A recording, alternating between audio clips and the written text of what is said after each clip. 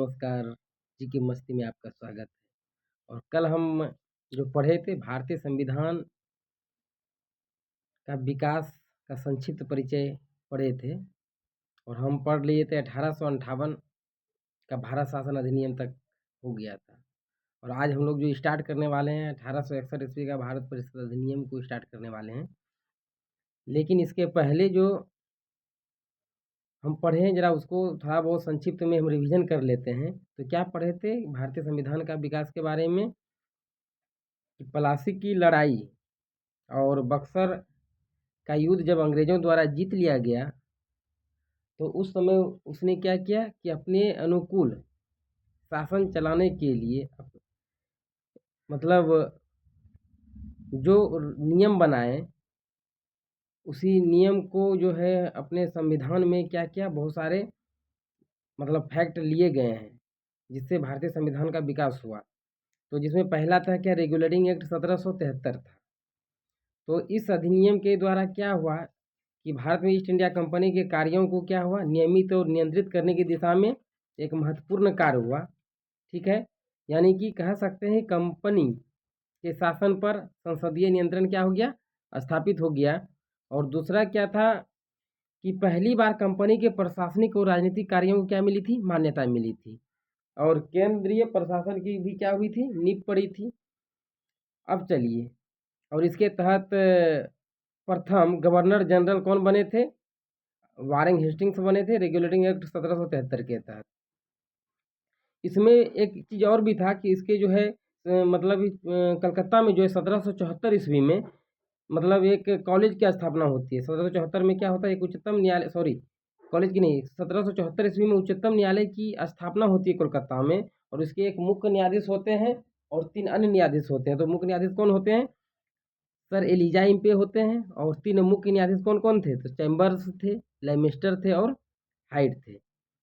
और फिर उसके बाद क्या आते हैं कि एक्ट ऑफ सेटलमेंट आते हैं, 1781 आते हैं। और एक्ट ऑफ सेटलमेंट 1781 का क्या कार्य था कि रेगुलेटिंग एक्ट में, यानी 1773 के रेगुलेटिंग एक्ट में जो जो कमियां रह गई थी उसी को सुधार करने के लिए मतलब एक्ट ऑफ सेटलमेंट आए हुए थे। ठीक है, और फिर क्या हुआ, 1784 ईस्वी का फिट्स इंडिया एक्ट आया।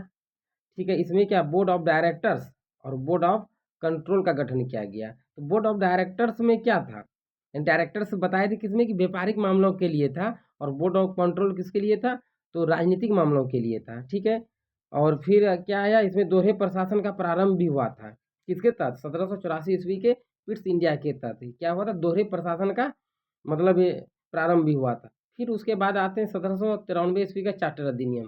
तो 1793 के चार्टर अधिनियम में क्या कहता है कि इसके द्वारा नियंत्रण बोर्ड के सदस्यों तथा कर्मचारियों के वेतन को जो है भारतीय राजस्व में से देने की व्यवस्था की गई। यानी कि कंपनी के जो कर्मचारी थे, नियंत्रण बोर्ड के जो कर्मचारी थे, तो भारतीय मतलब संचित निधि से उसको रुपया मतलब देने का व्यवस्था किया गया था। और उसके बाद फिर आते हैं 1813 ईस्वी का चार्टर अधिनियम। तो 1813 के चार्टर अधिनियम के तहत जो है कंपनी के अधिकार पत्र को कितने 20 वर्ष के लिए बढ़ा दिए गए थे, यही पढ़े थे हम लोग। और क्या, चाय और चीन, मतलब चाय और चीन के लिए क्या हुआ था, 20 वर्ष के लिए एक अधिकार प्राप्त रहा था। ठीक है, उसके बाद और इसमें एक चीज़ 1813 के चार्टर अधिनियम में एक चीज़ और आया था, ईसाई पादरियों पादरियों को जो है भारत आने की सुविधा मिल गई थी। और क्वेश्चन पूछता है कि ईसाई पादरियों को भारत आने की सुविधा किस अधिनियम के तहत मिला था, तो 1813 के चार्टर अधिनियम के तहत। अब फिर बात करते हैं 1833 का चार्टर अधिनियम। तो 1833 का चार्टर अधिनियम की बात अगर करते हैं तो मोटा मोटी इसमें समझ सकते हैं, बंगाल के गवर्नर जनरल को क्या कहा जाने लगा, यहाँ पे भारत का गवर्नर जनरल कहने लगा। ठीक है, बंगाल के गवर्नर जनरल को क्या कहा जाने लगा, भारत का गवर्नर जनरल कहा जाने लगा 1833 के चार्टर अधिनियम के तहत। ठीक है, और बम्बई था मद्रास के मंत्री परिषद को क्या हुआ, विधि निर्माण शक्ति को क्या किया, वापस ले लिया गया इस अधिनियम के तहत। और भारत में दास प्रथा के विरुद्ध जो है, भारत में दास प्रथा को विधि विरुद्ध घोषित किया गया, किसके तहत, 1833 के चार्टर अधिनियम के तहत। जो मुख्य बात है यही सब याद रखना है, जो परीक्षा में कई बार उठा के देता है कि भारत में दास प्रथा को विधि विरुद्ध घोषित कब किया गया, तो 1833 के चार्टर एक्ट के तहत किया गया। ठीक है, और 1834 में इसमें क्या हुआ, कि लॉर्ड मैकाले की अध्यक्षता में प्रथम विधि आयोग का गठन भी किया गया 1833 के चार्टर अधिनियम के तहत। जो बहुत इंपॉर्टेंट है, ये चीज़ याद रखना है कि 1834 में लॉर्ड मैकाले की अध्यक्षता में प्रथम विधि आयोग का गठन जो किया गया 1833 के चार्टर अधिनियम के द्वारा ही किया गया था। और अब आता है 1853 का चार्टर अधिनियम। उसके बाद क्या आता है, 1853 का चार्टर अधिनियम आता है।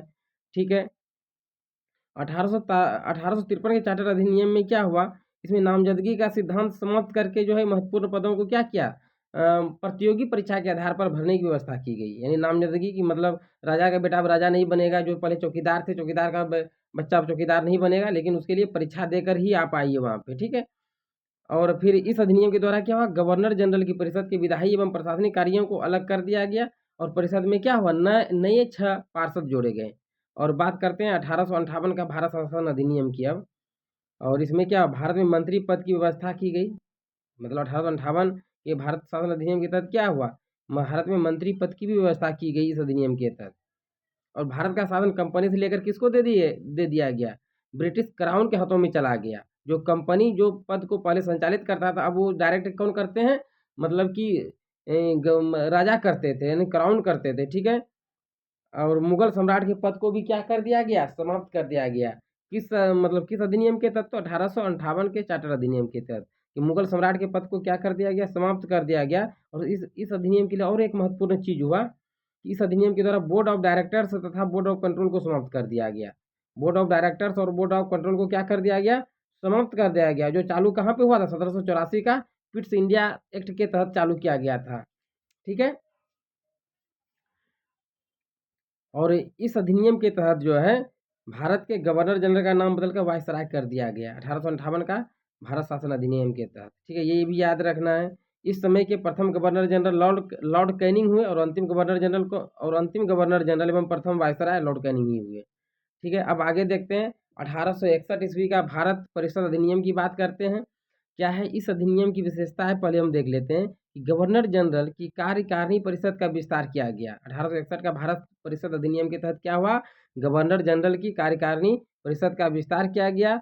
विभागीय प्रणाली का प्रारंभ हुआ लॉर्ड कैनिंग के द्वारा। क्वेश्चन डायरेक्ट पूछेगा कि विभागीय प्रणाली का प्रारंभ किसके द्वारा किया गया, तो लॉर्ड कैनिंग के द्वारा किया गया है।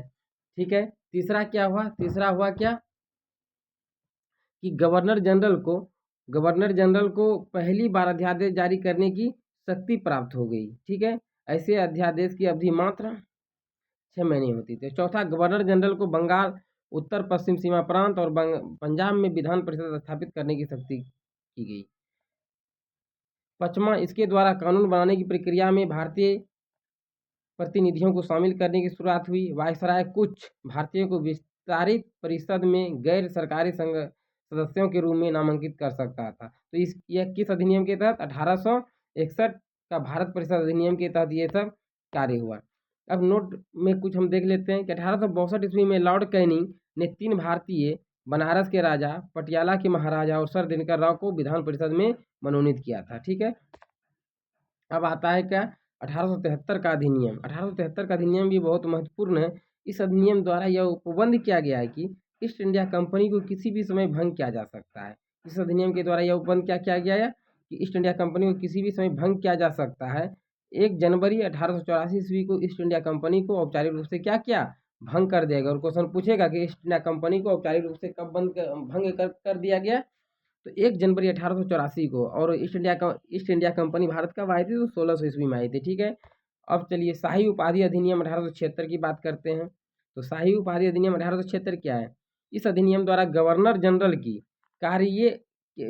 की केंद्रीय कार्यकारिणी परिषद में छठे सदस्य की नियुक्ति कर उसे लोक निर्माण विभाग का कार्य सौंपा गया। 28 अप्रैल 1876 ईस्वी को एक घोषणा द्वारा महारानी विक्टोरिया को भारत की साम्राज्ञी घोषित की गई। ठीक है, ये याद रखना है कि 28 अप्रैल 1876 को एक घोषणा द्वारा महारानी विक्टोरिया को भारत की साम्राज्ञी घोषित की गई। और अब की बार ये दरोगा वाले एग्जाम में पूछा गया था कि महारानी विक्टोरिया को भारत की साम्राज्ञी कब घोषित की गई थी, तो 28 अप्रैल 1876 को घोषित किया गया था। और किस अधिनियम के द्वारा, तो शाही उपाधि अधिनियम 1876 के द्वारा। ठीक है, अगला आ जाता है अधिनियम 1892 ईस्वी का भारत परिषद अधिनियम। इस अधिनियम की मुख्य विशेषताएं निम्नलिखित है। पहला, वो प्रत्यक्ष चुनाव प्रणाली की शुरुआत हुई। क्वेश्चन पूछता है कि वो प्रत्यक्ष चुनाव प्रणाली की शुरुआत कब हुई, तो 1892 ईस्वी के भारत परिषद अधिनियम के तहत हुआ। दूसरा, इसके द्वारा राजस्व एवं व्यय अथवा बजट पर बहस करने तथा कार्यकारिणी से प्रश्न पूछने की शक्ति दी गई। और क्वेश्चन डायरेक्ट उठा के देता है परीक्षा में कि राजस्व एवं व्यय अथवा बजट पर बहस करने तथा कार्यकारिणी से प्रश्न पूछने की शक्ति किस अधिनियम के तहत दिया गया? तो 1892 के भारत परिषद अधिनियम के तहत दिया गया। अब बात करते हैं 1909 ईस्वी का भारत परिषद अधिनियम। इसी को क्या कहते हैं? मार्ले मिंटो सुधार कहते हैं। इसी को क्या कहते हैं? मार्ले मिंटो सुधार। ऐसे क्वेश्चन पूछता है कि मार्ले मिंटो सुधार कब हुआ था? तो 1909 ईस्वी में हुआ था। और इसी को क्या कहते हैं? 1909 ईस्वी का भारत परिषद अधिनियम भी कहते हैं। ठीक है। पहला इसमें क्या हुआ? पहली बार मुस्लिम समुदाय के लिए पृथक प्रतिनिधित्व का उपबंध किया गया। और तो कब? 1909 ईस्वी के भारत परिषद अधिनियम या मार्ले मिंटो सुधार अधिनियम के तहत। ठीक है। इसके अंतर्गत मुस्लिम सदस्यों का चुनाव मुस्लिम मतदाता ही कर सकते थे। यानी कि भारत सरकार अधिनियम के तहत पहली बार विधायिका में कुछ निर्वाचित प्रतिनिधित्व की मंजूरी हुई। ठीक है। इस प्रकार इस अधिनियम ने सांप्रदायिकता को वैधानिकता प्रदान की और लॉर्ड मिंटो को सांप्रदायिक निर्वाचन के जनक के रूप में जाना गया। और क्वेश्चन पूछता है कि सांप्रदायिक निर्वाचन के जनक कौन थे? तो लॉर्ड मिंटो थे। सांप्रदायिक निर्वाचन के जनक कौन थे? तो लॉर्ड मिंटो थे। ठीक है, ये याद रखना है। दूसरा, भारतीयों को भारत सचिव एवं गवर्नर जनरल की कार्यकारिणी परिषद में नियुक्ति की गई। ठीक है, भारतीयों को भारत सचिव एवं गवर्नर जनरल की कार्यकारिणी परिषद में नियुक्ति की गई। तीसरा, केंद्रीय और प्रांतीय विधान परिषदों को पहली बार बजट पर विवाद करने, सार्वजनिक हित के विषय पर प्रस्ताव पेश करने, पूरक प्रश्न पूछने और मत का अधिकार मिला। चौथा पॉइंट इसमें क्या है? प्रांतीय विधान परिषदों की संख्या में वृद्धि की गई। पांचवा, सत्येंद्र प्रसाद सिन्हा वायसराय की कार्यपालिका परिषद के प्रथम भारतीय सदस्य बने, उन्हें विधि का सदस्य बनाया गया। छठा, इस अधिनियम के तहत presidency, corporation, chambers of commerce, विश्वविद्यालयों और जमींदारों के लिए अलग प्रतिनिधित्व का प्रावधान किया गया। ठीक है, तो ये किस अधिनियम के तहत था सब? तो लॉर्ड मिंटो, यानी कि लॉर्ड मिंटो सुधार अधिनियम के तहत या 1909 ईस्वी का भारत परिषद अधिनियम के तहत कह सकते हैं। ठीक है, अब इसमें कुछ फैक्ट पॉइंट देखते हैं जो याद रखने वाली चीज़ है। यानी 1909 ईस्वी में लॉर्ड मार्ले इंग्लैंड के में भारत के राज्य सचिव थे। 1909 ईस्वी में लॉर्ड मार्ले क्या थे? इंग्लैंड में भारत के राज्य सचिव थे। और लॉर्ड मिंटो भारत का वायसराय था, ये याद रखना है। ठीक है, दूसरा, भारत में ब्रिटेन के सभी संवैधानिक प्रयोगों में से सबसे कम समय तक चलने वाला अधिनियम 1909 का भारत परिषद अधिनियम। और क्वेश्चन पूछेगा कि संवैधानिक प्रयोगों में से सबसे कम समय तक चलने वाला कौन सा अधिनियम है? तो 1909 ईस्वी का भारत शासन अधिनियम या लॉर्ड मिंटो अधिनियम इसको कह सकते हैं। अब आ जाएंगे 1919 का भारत शासन अधिनियम के तहत। तो 1919 का भारत शासन अधिनियम क्या कहता है? इसी को माउंटेग्यू चेम्सफोर्ड सुधार भी कहते हैं। इसी को क्या कहते हैं? माउंटेग्यू चेम्सफोर्ड सुधार भी कहते हैं। ठीक है, इस अधिनियम की मुख्य विशेषता क्या है? केंद्र में द्विसदनात्मक विधायिका का स्थापना की गई। और क्वेश्चन डायरेक्ट कई बार पूछा गया बीपीएससी में भी, केंद्र में द्विसदनात्मक विधायिका की स्थापना कब की गई? तो 1919 ईस्वी का भारत शासन अधिनियम के तहत। ठीक है, प्रथम राज्य परिषद और दूसरा केंद्रीय विधानसभा। ठीक है, केंद्रीय द्विसदनात्मक विधायिका का स्थापना का मतलब क्या? प्रथम राज्य परिषद तथा दूसरा केंद्रीय विधान सभा। राज्य परिषद के सदस्यों की संख्या 60 थी, जिसमें 34 निर्वाचित होते थे और उसका कार्यकाल 5 वर्षों का होता था। और केंद्रीय विधान सभा के सदस्यों की संख्या 144 थी, जिसमें 104 निर्वाचित तथा 40 मनोनीत होते थे। इसका कार्यकाल जो है 3 वर्षों का था। ठीक है, दोनों सदनों के अधिकार समान थे। इसमें सिर्फ एक अंतर था कि बजट पर स्वीकृति प्रदान करने का अधिकार निचले सदन को होता था। अब दूसरा क्या था? प्रांतों में द्वैत शासन प्रणाली का प्रवर्तन किया गया। प्रांतों में द्वैत शासन प्रणाली का प्रवर्तन किया गया। प्रांतों में द्वैत शासन के जनक कौन थे? लियोनस कार्टियस थे। ये बहुत इंपॉर्टेंट क्वेश्चन है और इसको याद रखिएगा। प्रांतों में द्वैत शासन के जनक कौन थे? लियोनस कार्टियस थे। और प्रांतों में द्वैत शासन प्रणाली का प्रवर्तन किया गया 1919 के शासन अधिनियम के तहत। ठीक है, इस योजना के अनुसार प्रांतीय विषयों को 2 उपवर्गों में विभाजित किया गया, आरक्षित तथा हस्तांतरित या आंतरिक। ठीक है, आरक्षित विषय क्या थे? वित्त, भूमि, कर, अकाल संहिता, न्याय, पुलिस, पेंशन, आपराधिक, जनजातियां, छापाखाना, समाचार पत्र, सिंचाई, जलमार्ग, खान कारखाना, बिजली, गैस, वाटर, वायलर, श्रमिक कल्याण, औद्योगिक विवाद, मोटर गाड़ी, छोटे बंदरगाह और सार्वजनिक सेवाएं आदि था। और हस्तांतरित विषय में क्या क्या था? तो शिक्षा, पुस्तकालय, संग्रहालय, स्थानीय स्वायत्ता शासन, चिकित्सा सहायता इत्यादि था। अब एक चीज याद रखने वाली चीज है कि आरक्षित विषयों का प्रशासन गवर्नर और उसकी कार्यकारी परिषद के माध्यम से किया जाता था, जबकि हस्तांतरित विषयों का प्रशासन गवर्नर द्वारा विधान परिषद के प्रति उत्तरदायी मंत्रियों की सहायता से किया जाता था। ठीक है, इस द्वैत शासन प्रणाली को 1935 ईस्वी के एक्ट के द्वारा समाप्त कर दिया गया। चौथा है भारत सचिव को अधिकार दिया गया है कि वह भारत में महालेखा परीक्षक की नियुक्ति कर सकता है। भारत सचिव को अधिकार दिया गया है कि वह भारत में महालेखा परीक्षक की नियुक्ति कर सकता है। इस अधिनियम ने भारत में एक लोक सेवा आयोग के गठन का प्रावधान किया। अतः 1926 ईस्वी में ली आयोग 1923 से 24 की सिफारिश पर सिविल सेवकों की भर्ती के लिए केंद्रीय लोक सेवा आयोग का गठन किया गया। छठा है, इस अधिनियम के अनुसार वायसराय की कार्यकारिणी परिषद में 6 सदस्यों में से कमांडर इन चीफ को छोड़कर 3 सदस्यों का भारतीय होना आवश्यक था। इसने सांप्रदायिक आधार पर सिखों, भारतीयों, ईसाइयों, आंग्ल भारतीयों और यूरोपियों के लिए भी पृथक निर्वाचन के सिद्धांत को विस्तारित कर दिया। इसमें पहली बार केंद्रीय बजट को राज्य के बजट से अलग कर दिया गया। ठीक है, और क्वेश्चन पूछता है कि केंद्रीय बजट को राज्य के बजट से किस अधिनियम के तहत अलग किया गया, तो 1919 के शासन अधिनियम के तहत। ठीक है, इसके अंतर्गत एक वैधानिक आयोग का गठन किया गया, जिसका कार्य 10 वर्ष बाद जांच करने के बाद अपनी रिपोर्ट प्रदान करना था। इस अधिनियम में केंद्रीय विधानसभा में वायसराय के अध्यादेश जारी करने की शक्ति को निम्न रूप में बनाए रखा गया। और जैसे पहला है, कुछ विषयों से संबंधित विधेयक को विचारार्थ प्रस्तुत करने के लिए उसकी पूर्व अनुमति आवश्यक थी। और बी नंबर क्या है, उसे भारतीय विधानसभा द्वारा पारित किसी भी विधेयक को वीटो करने या सम्राट के विचार के लिए आरक्षित करने की शक्ति थी। सी नंबर क्या है, उससे यह शक्ति थी कि विधानमंडल द्वारा नामंजूर किए गए या पारित न किए गए किसी विधेयक या अनुदान को प्रमाणित कर दे, तो ऐसे प्रमाणित विधेयक विधानमंडल द्वारा पारित विधेयक के समान हो जाता है। चलिए, माउंटेग्यू चेम्सफोर्ड सुधार भारत शासन अधिनियम 1919 द्वारा भारत में पहली बार महिलाओं को वोट देने का अधिकार मिला। उस समय इंग्लैंड के प्रधानमंत्री कौन थे, तो लॉयड जॉर्ज थे। ये याद रखना है, कुछ याद रहे अथवा ना रहे। तो माउंटेग्यू चेम्सफोर्ड सुधार की बात करते हैं, तो माउंटेग्यू चेम्सफोर्ड सुधार भारत शासन अधिनियम द्वारा पहली बार महिलाओं को क्या हुआ, वोट देने का अधिकार मिला। और उस समय इंग्लैंड के प्रधानमंत्री कौन थे, तो लॉयड जॉर्ज था। ठीक है, अब आ जाते हैं 1935 का भारत शासन अधिनियम के में 1935 का भारत शासन अधिनियम जो है परीक्षा के दृष्टिकोण से भी महत्वपूर्ण है और संविधान के निर्माण के दृष्टिकोण से भी महत्वपूर्ण है, क्योंकि ज़्यादातर जो इसमें हमारे संविधान में जो लिए गए हैं फैक्ट, तो 1935 के भारत शासन अधिनियम से ही लिए गए हैं।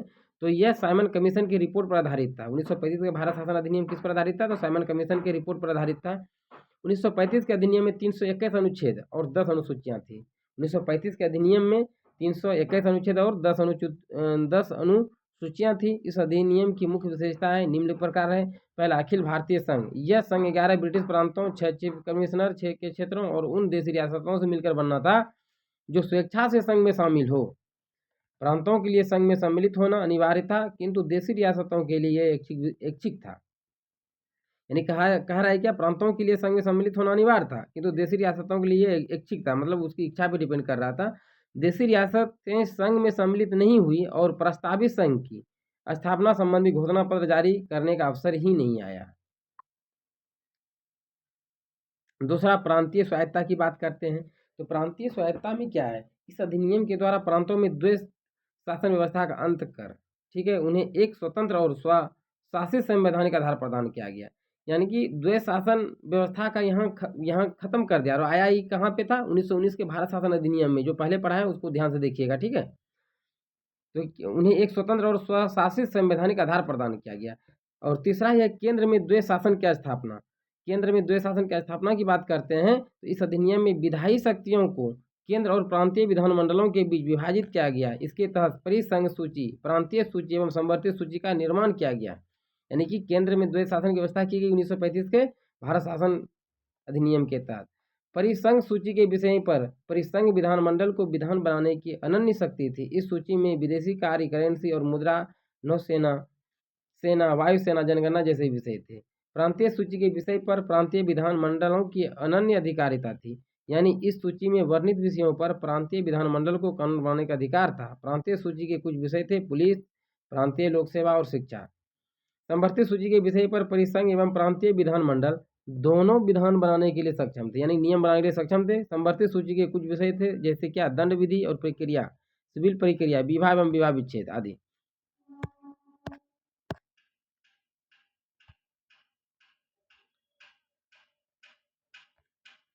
अब चलिए 1935 के भारत शासन अधिनियम के बारे में नेहरू एवं अम्बेडकर की कुछ महत्वपूर्ण युक्तियां हैं। तो 1935 के अधिनियम को पंडित जवाहरलाल नेहरू ने क्या किया था, यह गुलामी का अधिकार पत्र है। यानी गुलामी का अधिकार पत्र को 1935 के अधिनियम को किसने कहा था? तो पंडित जवाहरलाल नेहरू ने कहा था कि गुलामी का यह अधिकार पत्र है 1935 का भारत शासन अधिनियम। दूसरा, नेहरू की ही युक्ति है कि एक कार जिसमें ब्रेक तो है पर इंजन नहीं है, ये किसने कहा था? ये भी पंडित जवाहरलाल नेहरू ने कहा था। और अंबेडकर युक्ति की अब देख लेते हैं। मुझे इस आरोप के संबंध में कोई क्षमा नहीं मांगनी है कि संविधान के प्रारूप में गवर्नमेंट ऑफ इंडिया एक्ट 1935 के बड़े भाग को पुनः उत्पादित कर दिया गया है। ठीक है, ये याद रखना है। चौथा है संघीय न्यायालय की व्यवस्था। इसका अधिकार क्षेत्र प्रांतों तथा रियासतों तक विस्तृत था। इस न्यायालय में एक मुख्य न्यायाधीश तथा 2 अन्य न्यायाधीशों की व्यवस्था की गई। न्यायालय से संबंधित अंतिम शक्ति प्रीवी काउंसिल यानी प्रीवी काउंसिल लंदन को प्राप्त थी।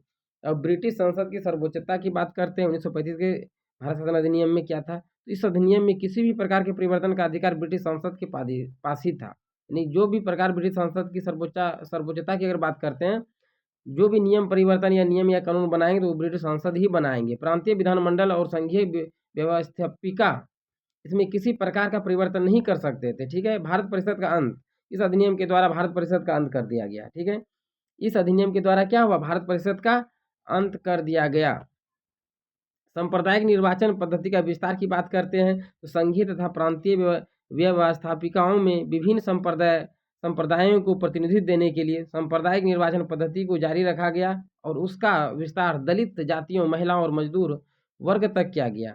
8वां, इस अधिनियम में प्रस्तावना का अभाव था। और 9वां, इसके द्वारा बर्मा को भारत से अलग कर दिया गया। अदन को इंग्लैंड के औपनिवेशिक कार्यालय के अधीन कर दिया गया और बरार को मध्य प्रांत में शामिल कर लिया गया। ठीक है, 10वां, इसके अंतर्गत देश की मुद्रा और साख पर नियंत्रण के लिए भारतीय रिजर्व बैंक की स्थापना की गई। और भारतीय रिजर्व बैंक की स्थापना कब की गई? 1935 में हुई। तो वही भारत शासन अधिनियम 1935 के तहत ही हुआ था। इसने मताधिकार का विस्तार किया। लगभग 10% जनसंख्या को मताधिकार मिल गया। और भारत सरकार अधिनियम 1935 के कारण बम्बई से सिंध प्रांत का निर्माण हुआ। भारत शासन अधिनियम 1935 के कारण बम्बई से क्या हुआ? सिंध प्रांत का निर्माण हुआ। अब आ जाते हैं हम 1947 का भारतीय स्वतंत्रता अधिनियम पर। 1947 का भारतीय स्वतंत्रता अधिनियम क्या कहता है कि ब्रिटिश संसद में 4 जुलाई 1947 को भारतीय स्वतंत्रता अधिनियम प्रस्तावित किया गया। ठीक है, ब्रिटिश संसद में जो है 4 जुलाई 1947 को भारतीय स्वतंत्रता का अधिनियम प्रस्तावित किया गया, जो 18 जुलाई 1947 को स्वीकृत हो गया। यानी ब्रिटिश संसद में भारतीय स्वतंत्रता अधिनियम प्रस्तावित कब किया गया? 4 जुलाई 1947 को। और 18 जुलाई 1947 को क्या हुआ? यह स्वीकृत हो गया। इस अधिनियम में 20 धाराएं थी। इस अधिनियम के प्रमुख प्रावधान निम्नलिखित है। पहला, 2 अधिराज्यों की स्थापना हो जाएगी। 15 अगस्त 1947 को भारत एवं पाकिस्तान नामक 2 अधिराज्य बना दिए जाएंगे और उनको ब्रिटिश सरकार सत्ता सौंप देगी। ठीक है, सत्ता का उत्तरदायित्व दोनों अधिराज्यों की संविधान सभा को सौंपी जाएगी। भारत एवं पाकिस्तान दोनों अधिराज्यों में एक एक गवर्नर जनरल होंगे, जिनकी नियुक्ति उनके मंत्रिमंडल की सलाह से की जाएगी। ठीक है, अगला क्वेश्चन है, अगला पॉइंट है कि संविधान सभा का विधानमंडल के रूप में कार्य करना। जब तक संविधान सभा संविधान का निर्माण नहीं कर लेती तब तक वो विधानमंडल के रूप में कार्य करती रहेगी। चौथा पॉइंट है, भारत मंत्री के पद समाप्त कर दिए जाएंगे। ठीक है, 1935 ईस्वी के भारत शासन अधिनियम द्वारा शासन जब तक संविधान सभा द्वारा नया संविधान बनकर तैयार नहीं किया जाता तब तक उस समय 1935 के भारतीय शासन अधिनियम द्वारा ही शासन होगा। यानी कि 1947 के भारत शासन अधिनियम में ये बात कहा गया। देशी रियासतों पर ब्रिटेन की सर्वोपरिता का अंत कर दिया गया। उनको भारत या पाकिस्तान किसी भी अधिराज्य में सम्मिलित होने और अपने भावी संबंधों का निश्चय करने की स्वतंत्रता प्रदान की गई। अब 1947 के भारत शासन अधिनियम में और एक चीज कहा गया, 7वां पॉइंट, इस अधिनियम के अधीन भारत डोमिनियन को सिंध, बलूचिस्तान, पश्चिमी पंजाब, पूर्वी बंगाल, पश्चिमोत्तर सीमा प्रांत और असम के सिलहट जिले को छोड़कर भारत का शेष राज्य क्षेत्र मिल गया। और सिलहट जिले ने भारतीय स्वतंत्रता अधिनियम 1947 ईस्वी के प्रवृत्त के पूर्व जनमत संग्रह में पाकिस्तान के पक्ष में क्या किया था? मत दिया था। तो आज के सेशन में इतना ही। यदि सेशन अच्छा लगा हो तो लाइक और सब्सक्राइब कर दीजिएगा और अगर कुछ त्रुटि रह भी गया तो आप हमें कमेंट बॉक्स में सलाह दीजिएगा। जय हिंद।